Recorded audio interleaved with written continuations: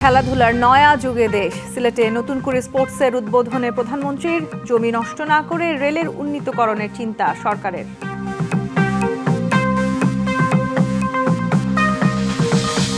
জুলাই সনদে সংবিধান সংস্কার পরিষদ ও উচ্চকক্ষে পিআর নিয়ে বিএনপি একমত হয়নি, দাবি মির্জা ফখরুলের।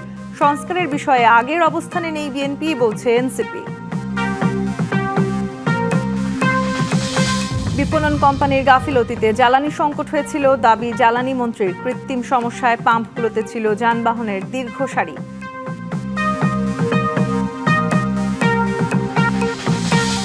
দেশের প্রায় অর্ধেক বাস মিনিবাসের ফিটনেস নেই। লক্কর ঝক্কর বাহনে যাত্রীদের প্রতিদিনের দুর্বিষহ যাত্রা, প্রশাসন যেন চোখ থাকতেও অন্ধ।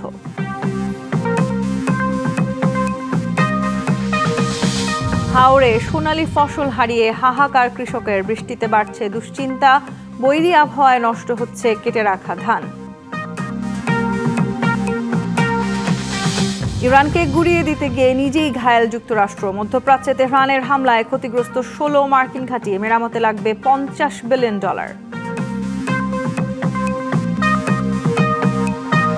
খেলাধুলার নতুন যুগে প্রবেশ করল বাংলাদেশ। শুরু হলো নতুন কুড়ি স্পোর্টস ট্রফি। উদ্বোধন করে প্রধানমন্ত্রী তারেক রহমান বলেন, আগামীর বাংলাদেশের নেতৃত্ব দেবে তরুণরা। স্পোর্টসের মাধ্যমে তারা দেশকে নিয়ে যাবে বিশ্ব দরবারে।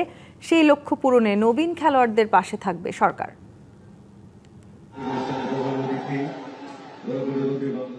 লক্ষ্য আসা অন্তরে, ঘুমিয়ে আছে মন্তরে, ঘুমিয়ে আছে বুকের ভাষা পাপড়ি পাতার বন্ধনে। সেই সোনালী যাত্রার পথ ধরে নতুন উদ্যোগ, নতুন করে স্পোর্টস।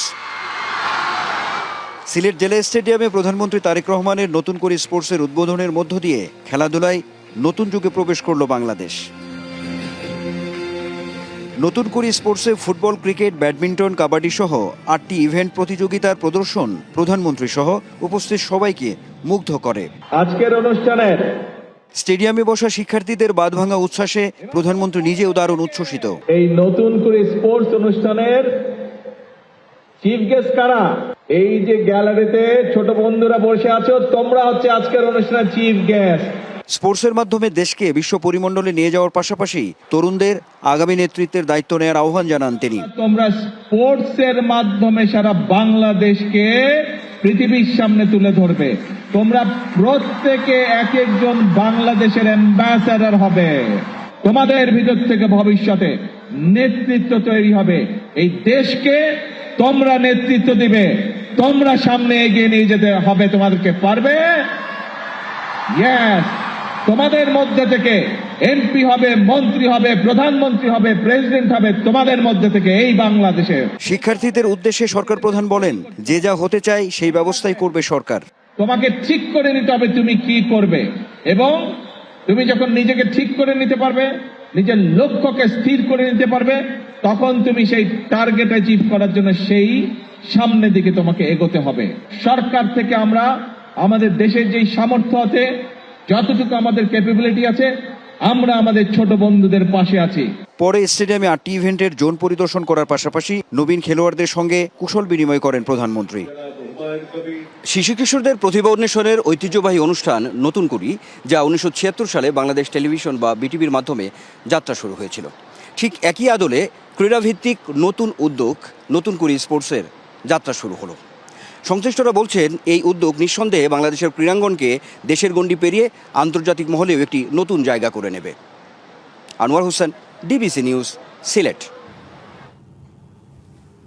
সমৃদ্ধ বাংলাদেশ গড়তে নদী রক্ষায় সবাইকে আরও সচেতন হওয়ার আহ্বান জানিয়েছেন প্রধানমন্ত্রী তারেক রহমান। তিনি জানান, জলাবদ্ধতা নিরসনে খালগুলো খনন করা হচ্ছে। ফসলি জমি নষ্ট না করে রেল যোগাযোগ উন্নীতকরণের কথা ভাবছে সরকার। সিলেটে সুধী সমাবেশে এসব কথা বলেন প্রধানমন্ত্রী। পুণ্যভূমি, একই সঙ্গে পাহাড় টিলার প্রাকৃতিক সৌন্দর্য শোভিত চায়ের দেশ খ্যাত সিলেটে শনিবার সকাল 10টার দিকে পৌঁছান প্রধানমন্ত্রী তারেক রহমান। বিমানবন্দর থেকে সরাসরি হযরত শাহজালাল রহমতুল্লাহের মাজারে যান। বৃষ্টিস্নাত আবহে মাজার জিয়ারতে দেশ ও দশের উন্নয়ন এবং শান্তি কামনা করা হয়। সেখান থেকে সিলেট শহর ঘেঁষা সুরমা নদী তীরবর্তী চাঁদনী ঘাটে জলাবদ্ধতা নিরসন, বন্যা প্রতিরোধী অবকাঠামো নির্মাণ প্রকল্পের ভিত্তিপ্রস্তর স্থাপন করেন সরকার প্রধান। এরপর সিলেট সিটি কর্পোরেশনে সুধী সমাবেশে উপস্থিত হন তিনি। বক্তব্যে প্রধানমন্ত্রী বলেন, অতিবৃষ্টি, পাহাড়ি ঢলে প্লাবিত হওয়া রোধ সহ কৃষি উন্নয়ন নিশ্চিত করতেই মূলত খাল খনন কর্মসূচি চালু করা হয়েছে। আন্ডারগ্রাউন্ড ওয়াটার লেভেল যেটা আছে সেটা শুধু সিলেট সিটি কর্পোরেশনে নয়, এই সমস্যা ঢাকাতেও আছে, এই সমস্যা অন্য অনেক শহরগুলোতেই আমাদের আছে। পানিটাকে যাতে আমরা ব্যবহার করতে পারি, জলাবদ্ধতাও যাতে না হয়, মানুষেরও কষ্ট না হয়, সেটি কৃষির সুবিধার জন্যই হোক, পানিটিকে মানুষের ব্যবহারের সুবিধার জন্যই হোক, আমরা খালগুলো খনন করতে চাচ্ছি দেশে। বুড়িগঙ্গা নদীর পানি অসম্ভব রকম বিষাক্ত হয়ে গিয়েছে। এইভাবে যদি সবগুলো নদী বিষাক্ত হতে থাকে তাহলে একটা অসম্ভব ভয়াবহ পরিস্থিতিকে আমরা সকলে ধাবিত হচ্ছি। কাজেই এই বিষয়ে আমাদের মানুষকে সচেতন করতে হবে। প্রধানমন্ত্রী ঢাকা সিলেট মহাসড়কের দুরবস্থার কথা তুলে ধরে তা নিরসনের প্রতিশ্রুতি দেন। বলেন, সড়ক পথের পাশাপাশি রেল যোগাযোগ আরো বেশি উন্নত করা হবে। সংশ্লিষ্ট মন্ত্রণালয় উদ্যোগ নিয়েছে, আমি আশা করছি ইনশাল্লাহ দ্রুততম সময় আমরা এই কাজটি শুরু করতে পারবো, রাস্তার কাজ আমরা শুরু করতে পারবো। সময় লাগবে, তবে কাজটি শুরু করলে ইনশাল্লাহ শেষটা এক সময় হবে। সেজন্য রাস্তা যদি নির্মাণ করি আমরা, একই সাথে কিন্তু আমাদের ফসলি জমিও নষ্ট হচ্ছে, সেজন্য সেই বিষয়টাকে আমাদের মাথায় রাখতে হবে। অবশ্যই রাস্তার উন্নয়ন, আমরা রাস্তার ক্ষেত্রে যোগাযোগ ব্যবস্থা উন্নয়ন করব, কিন্তু রেলটাকে আমরা ডেভেলপ করতে চাই। স্বাস্থ্য সুরক্ষা নিশ্চিতে পরিকল্পনার কথা তুলে ধরে প্রধানমন্ত্রী জানান, সিলেট মেডিকেল কলেজ হাসপাতালের শয্যা সংখ্যা আরো বাড়ানো হবে। বিভিন্ন সমস্যা আছে, সেই সমস্যাগুলোতে তাদেরকে আমরা চেষ্টা করছি সহযোগিতা করতে। সিলেটে শিল্প কলকারখানা প্রতিষ্ঠা করা ও দেশি বিদেশি বিনিয়োগের পরিবেশ তৈরির আহ্বান জানানোর সঙ্গে পরিশ্রম করলে প্রত্যাশিত বাংলাদেশ গড়া সম্ভব বলেও মত দেন প্রধানমন্ত্রী। করব কাজ, করব দেশ, সবার আগে বাংলাদেশ। Anwar Hossain, DBC news, Sylhet. সিলেটের বাসিয়া খাল পুনর্খনন কাজের উদ্বোধন করলেন প্রধানমন্ত্রী তারেক রহমান। কাজ শেষ হলে ৮০,০০০ কৃষক সরাসরি উপকৃত হবেন। ২৩ কিলোমিটার দীর্ঘ এই খালের দুই পাশে বৃক্ষরোপণ করা হবে বলে জানান প্রধানমন্ত্রী। ৫ দশক পর এমন পদক্ষেপে উচ্ছ্বসিত বাসিয়া তীরবাসী। ১৯৭৭ সালে শহীদ রাষ্ট্রপতি জিয়াউর রহমান সিলেটের বাসিয়া খাল খনন করেন। সে সময় সুরমা নদীর এই শাখা নদী থেকে উপকৃত হন কৃষক, জেলে সহ বিভিন্ন পেশার মানুষ। এরপর কালের পরিক্রমায় মৃত খালের রূপ নেয় এই জলধারা। প্রায় ৫ দশকের মাথায় পিতার দেখানো পথ ধরে আবারও বাসিয়া খাল খনন করলেন প্রধানমন্ত্রী তারেক রহমান। এর মাধ্যমে কৃষিভিত্তিক এ অঞ্চলে সম্ভাবনার নতুন দিগন্ত উন্মোচিত হলো। প্রধানমন্ত্রী ওখানটা আমরা কাজটা করে নিতে পারুন, আল্লাহর কোলে আমরা গৈ করে বহুত এটা উপকার হইব। কৃষি কাজে তো পানি টানি থাকলে কৃষি কাজে অনেক উপকারী হয়। আমরা আশা করি এখন পুরা যত কাম হয়ে এইগো আবার নদীর রূপান্তরিত হইব, হইলে এই অঞ্চলের মানুষ যে পানি যে বন্যা আক্রান্ত হইতো, এখান থেকে ওদের রাগব হইব, পানি দ্রুত নামি যাব। খনন কাজের উদ্বোধন শেষে প্রধানমন্ত্রী বলেন, বাসিয়া খালটি সম্পূর্ণ খনন হয়ে গেলে খাদ্যশস্য উৎপাদন বাড়বে ৭,০০০ মেট্রিক টন বেশি। শুধু এই খাল না, সারা বাংলাদেশে এরকম অনেক বাসিয়া খাল আমরা খনন করব, কারণ আমরা যদি এই খালগুলো খনন করতে পারে কৃষক ভাইদের জন্য সুবিধা হবে। আপনারা দেখেছেন এই সরকার হচ্ছে কৃষক বান্ধব সরকার। প্রত্যক্ষভাবে এর সুফল পাবে ৮০,০০০ কৃষক, পাশাপাশি লাভবান হবেন আরো ১.৫ লাখ কৃষিজীবী। এমন কর্মসূচি অব্যাহত থাকবে বলেও জানান তিনি। একটি সরকারকে ১২ তারিখে নির্বাচনে ভোট দিয়ে সরকার গঠন করেছে, যেই সরকার জনগণের জন্য কাজ করবে, কারণ আমাদের একমাত্র জবাবদিহিতা হচ্ছে এই দেশের মানুষের কাছে, এই দেশের জনগণের কাছে। সেজন্যই আমরা সেই সকল কর্মসূচি পালন করতে চাই, সেই সকল কাজ আমরা করতে চাই যেগুলোতে জনগণের উপকার হবে। এমন সম্ভাবনাময় কর্মযজ্ঞে জামাতাকে কাছে পেয়ে আবেগে উচ্ছ্বসিত হয়ে পড়েন সিলেটবাসী। কৌতুকের ছলে এই উচ্ছ্বাসের জবাবও দেন তারেক রহমান।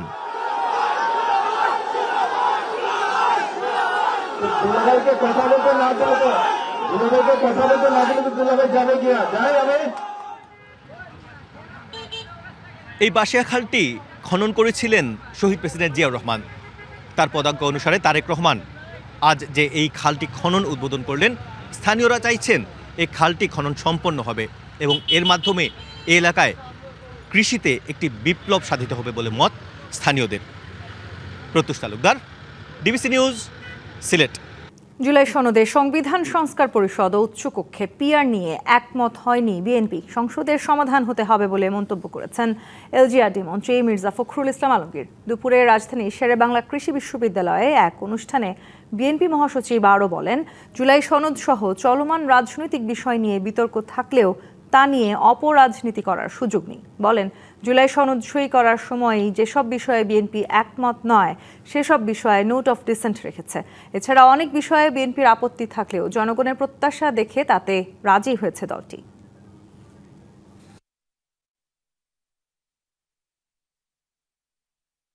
অনেকগুলো বিষয় আছে যেগুলো আমরা একমত হইনি, সেগুলো তারা বলে দিল যেগুলো হবে। আর এই নির্বাচনের পরে যারা নির্বাচিত হবেন তারা আপনার সংবিধান সংস্কার পরিষদ গঠন করবেন।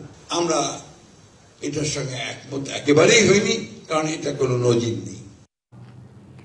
নির্বাচনের আগে বিএনপি সংস্কার নিয়ে কথা বললেও এখন সেই অবস্থানে নেই। এটা জনগণের সাথে লুকোচুরি বলে মন্তব্য করেছেন জাতীয় নাগরিক পার্টি এনসিপির সদস্য সচিব আখতার হোসেন। দুপুরে রাজধানীর বাংলা মোটরে এনসিপির কার্যালয়ে এই কথা বলেন তিনি। শপথ গ্রহণের দিনেই গণভোটের রায় অস্বীকার করেছে বিএনপি অভিযোগ করে আখতার বলেন, এ বিষয়ে সংসদে আহ্বান জানানো হলেও সংবিধান সংস্কারের বিষয়ে আপত্তি করছে বিএনপি।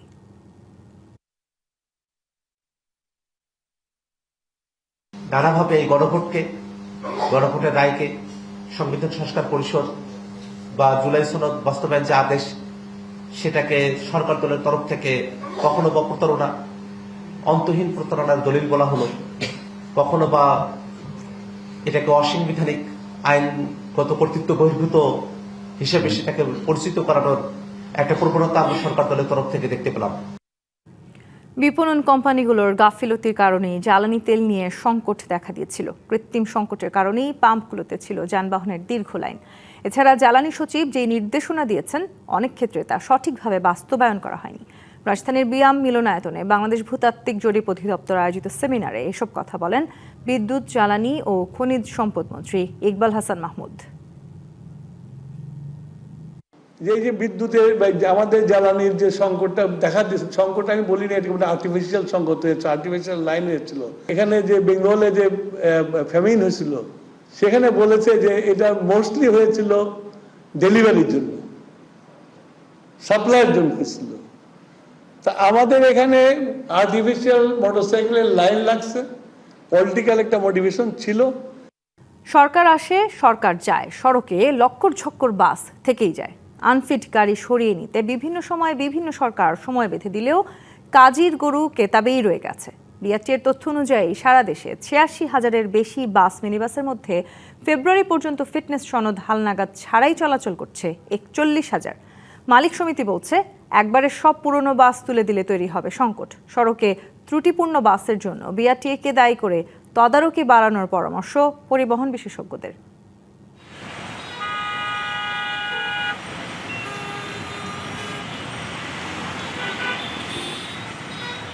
রাজধানী সড়কে চলছে এই বাস।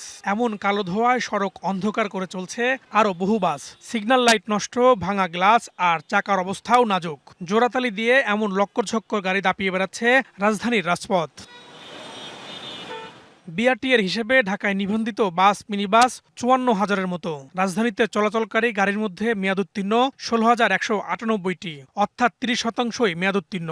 আর সারা দেশে বাস মিনিবাস চলাচল করে ৮৬,৩৩৮টি। এর মধ্যে ফেব্রুয়ারি পর্যন্ত ফিটনেস সনদ হালনাগাদ না করে চলছে ৪১,১৬৮টি। অভ্যুত্থানে আওয়ামী লীগ সরকার পতনের পর অন্তর্বর্তী সরকার দায়িত্ব নিয়ে আনফিট যানবাহন প্রত্যাহারের সময় বেঁধে দিলেও বাস্তবে জোরালো উদ্যোগ নিতে দেখা যায়নি।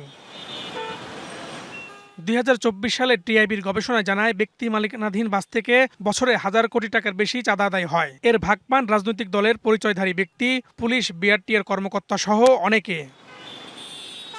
রাজধানী সড়কে আনফিট গাড়ির বিরুদ্ধে ব্যবস্থা নেওয়ার বড় দায়িত্ব ডিএমপি ট্রাফিক বিভাগের। কর্মকর্তারা বলছেন, বাস জব্দ করে রাখা ডাম্পিং জোন নেই তাদের।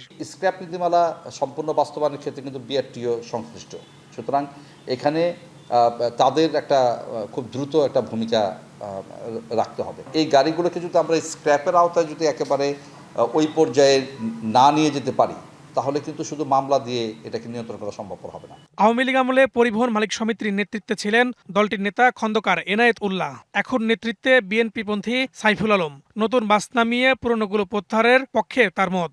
গাড়ির বডিটা এত ডেন্ট, আপনি দেখলে মনে করবেন যে এটা তো জাদু করে নিয়ে যাওয়া উচিত, এটা রাস্তা চলা উচিত না, বাট ডকুমেন্টেশন এটা ঠিক আছে।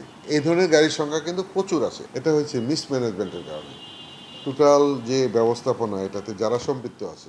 মেয়াদ উত্তীর্ণ ও আনফিট বাস সড়কে চলাচলের কথা স্বীকার করলেন খোদ বিআরটি এর চেয়ারম্যান। 30, 40, 50 বছরের পুরনো বাসও চলাচল করছে। সবচেয়ে পুরনো যে বাসগুলো একেবারেই ফিটনেস নাই, সেই ধরনের বাসগুলোকে আমরা কিন্তু চিঠি দিয়েছি। বাসগুলোকে শুধু তুলে ফেললাম, ডাম্প করে দিলাম, ভেঙে স্ক্র্যাপ করে দিলাম, কিন্তু এটার যে গ্যাপ তৈরি হবে, জনগণ চলবে কিসে? ব্যাংকগুলোকে আগায় আসতে হবে, বীমা প্রতিষ্ঠানগুলোকে আগায় আসতে হবে, ফাইন্যান্সিং কর্পোরেশন প্রতিষ্ঠানগুলোকে আগায় আসতে হবে, যাতে তারা সহজ শর্তে ঋণ দিতে পারেন। কাস্টম ডিউটির ক্ষেত্রে আমরা মনে করি গণপরিবহনের জন্য যে বাসগুলো আসবে তার কাস্টম ডিউটিও বিবেচনা করা দরকার। বুয়েটের সড়ক দুর্ঘটনা গবেষণা ইনস্টিটিউটের পরিচালক বলেন, প্রতিটি সরকারের সময় একটি গোষ্ঠীর কাছে নগর পরিবহন ব্যবস্থা কক্ষিগত থাকে। লক্কর ঝক্কর বাসে দায় এড়াতে পারে না বিআরটিএ। আমাদের দেশের বিআরটিএ বললাম যে ক্যাপাসিটির এত দক্ষতার অভাব আছে, ক্যাপাসিটির অভাব আছে, তারা খালি রেজিস্ট্রেশন দিয়েই যাচ্ছে। তাকে যে রাস্তার থেকে একসময় না একসময় চলে যেতে হবে, সেই ডাম্পিং স্টেশনগুলো কিন্তু করেনি। এটা টোটাল একটা অজ্ঞতা বিআরটিএর। এই প্রতিষ্ঠানের অজ্ঞতার জন্যই কিন্তু কোনো জিনিস এনফোর্সমেন্টের মধ্যেও কিন্তু সফল হচ্ছে না। গণপরিবহনে শৃঙ্খলা নিশ্চিতের প্রতিশ্রুতি ছিল বিএনপির ইশতেহারেও। Farhaduzzaman, DBC news, Dhaka. অতীতে সরকারগুলো গণমাধ্যমের উপর কর্তৃত্ব করেছে, আর এর সুবিধা নিয়েছে গণমাধ্যমের মালিক ও সম্পাদকরা। এমন মন্তব্য করেছেন তথ্য ও সম্প্রচার মন্ত্রী জহির উদ্দিন স্বপন। মুক্ত গণমাধ্যম নিশ্চিতের পাশাপাশি নির্ভুল তথ্য দেওয়ার বিষয়ে অংশীজনের সহযোগিতা চান মন্ত্রী। দুপুরে রাজধানীর নর্থ সাউথ বিশ্ববিদ্যালয়ে এক অনুষ্ঠানে মন্ত্রী আরও বলেন, ডিজিটাল হ্যাজার্ড এখন গণমাধ্যমের সবচেয়ে বড় চ্যালেঞ্জ। এক্ষেত্রে সমাজ, অর্থনীতি ও সভ্যতার সমন্বয়ে স্বচ্ছ এবং পরিষ্কার তথ্য সবার কাছে পৌঁছে দিয়ে মুক্ত গণমাধ্যমকে এগিয়ে নিতে হবে। মন্ত্রী বলেন, মুক্ত গণমাধ্যমের রোডম্যাপের জন্য তরুণ প্রজন্মের শিক্ষার্থীরাই হতে পারে বড় অংশীদার। সরকার যেমন জোর করে ক্ষমতা রক্ষা করার কাজে লাগিয়েছেন, অনেক মালিকরাও কিন্তু এটাকে কাজে লাগিয়েছেন তার বিদেশ পাচারের টাকা অথবা অন্য অবৈধ উপায়ের টাকা এটাকে বৈধতা দেওয়ার জন্য, অথবা ব্ল্যাকমেলিং এর ইনস্ট্রুমেন্ট হিসাবে। 4 দিনের জেলা প্রশাসক সম্মেলন শুরু হচ্ছে কাল। উদ্বোধন করবেন প্রধানমন্ত্রী তারেক রহমান। আলোচনা হবে 498টি সংশোধনী প্রস্তাব নিয়ে। ডিসিদের প্রতি তাগিদ থাকবে সরকারের নির্বাচনী ইশতেহার বাস্তবায়নের। 56টি মন্ত্রণালয়ের অংশগ্রহণে সম্মেলনে মোট অধিবেশন হবে 34টি। শনিবার জেলা প্রশাসক সম্মেলন নিয়ে সচিবালয়ের সংবাদ সম্মেলনে এসব কথা জানান মন্ত্রিপরিষদ সচিব নাসিমুল গনি। জানান 3 থেকে 6 মে ওসমানী স্মৃতি মিলনায়তনে এই সম্মেলনের অধিবেশনগুলো অনুষ্ঠিত হবে। এছাড়া রবিবার সন্ধ্যা 7টায় রাষ্ট্রপতির সঙ্গে, 4 মে সন্ধ্যা 7টায় স্পিকারের সঙ্গে এবং 5 মে বিকেল 4টায় প্রধান বিচারপতির সঙ্গে ডিসিদের বৈঠক হবে। বলেন, গণতান্ত্রিক সরকার দায়িত্ব নেওয়ার পর প্রথম ডিসি সম্মেলনে অধিক গুরুত্ব পাবে। সরকারের কৃচ্ছ্রতা সাধনের অংশ হিসেবে এবছর সম্মেলনে 71 লাখ টাকা বাজেট ধরা হয়েছে, যা গত বছর ছিল 1 কোটিরও বেশি বলেও জানান সচিব। একজন জেলা প্রশাসকের কাছে যে কাজ আসবে সেটাই তাকে করতে হবে। তো এইটাতে সরকারের প্রত্যেকটা অঙ্গর সাথে যাতে তার সহযোগিতা থাকে, বোঝাপড়া থাকে, যে আমি এইটুকু করব, এইভাবে করব, এইভাবে করব। তো এই মূল বোঝাপড়াটাই এটার উদ্দেশ্য। শুধু রাস্তা দখলমুক্ত করাই নয়, হকারদের শৃঙ্খলায় আনতে নেওয়া হয়েছে পদক্ষেপ। নির্দিষ্ট সময়ে নির্দিষ্ট স্থানে বসা এবং চাঁদাবাজি বন্ধে হকারদের দেয়া হচ্ছে কিউআর কোড সম্বলিত আইডি কার্ড। এসব তথ্য জানিয়েছেন ঢাকা দক্ষিণ সিটির প্রশাসক আব্দুস সালাম। সকালে দক্ষিণ সিটির কদমতলা বাসাবোর হক সোসাইটি আবাসিক এলাকার রাস্তার উন্নয়ন কাজের ভিত্তিপ্রস্তর স্থাপন করে তিনি আরও বলেন, হকারদের সময় বেঁধে দেওয়া হয়েছে ব্যবসা করার জন্য। তারা দুপুর 2টা থেকে রাত 8টা-9টা পর্যন্ত ব্যবসা করবে। কিছু রাস্তায় শনিবার ও শুক্রবার বসবে। মূলত চাঁদাবাজি বন্ধ করার জন্যই কার্ড সিস্টেম চালু করা হয়েছে বলেও জানান প্রশাসক। আর রেলপথ প্রতিমন্ত্রী হাবিবুর রশিদ হাবিব জানান, রাজধানীর জলাবদ্ধতা নিরসন ও আধুনিক নাগরিক সুবিধা নিশ্চিতে সমন্বিত মহাপরিকল্পনা নিয়ে কাজ করছে সরকার। আগামী 5 বছরে ঢাকা শহরের চেহারা আমরা পাল্টে দিতে সক্ষম হব ইনশাআল্লাহ। 2 মাসে এত কাজ করে ফেলছে মাননীয় প্রধানমন্ত্রী, তারা ভয় পাইতেছে 5 বছরে যদি এত কাজ করে ফেলে, এরপর তো তাদের দিকে আর কেউ তাকাবে না। এই জন্য সরকারকে তারা বিপথে চালিত করতে চায়। সরকার যাতে কাজ না করতে পারে সেদিকে ঠেলে দিয়ে যেতে চায়। ময়লা আবর্জনা পরিষ্কার পরিচ্ছন্নতা, খালগুলির পরিষ্কার পরিচ্ছন্নতা, নাগরিক সুবিধাগুলি বাস্তবায়ন করা, আমাদের যে সকল মেইন রাস্তা রয়েছে এগুলি সংস্কার করা, অলিতে গলিতে আমাদের যে রাস্তা রয়েছে সেগুলি ড্রেনেজ ব্যবস্থা সুদৃঢ় করা, আমরা আমাদের ন্যূনতম নাগরিক সুবিধাগুলি বাস্তবায়ন করতে চাই।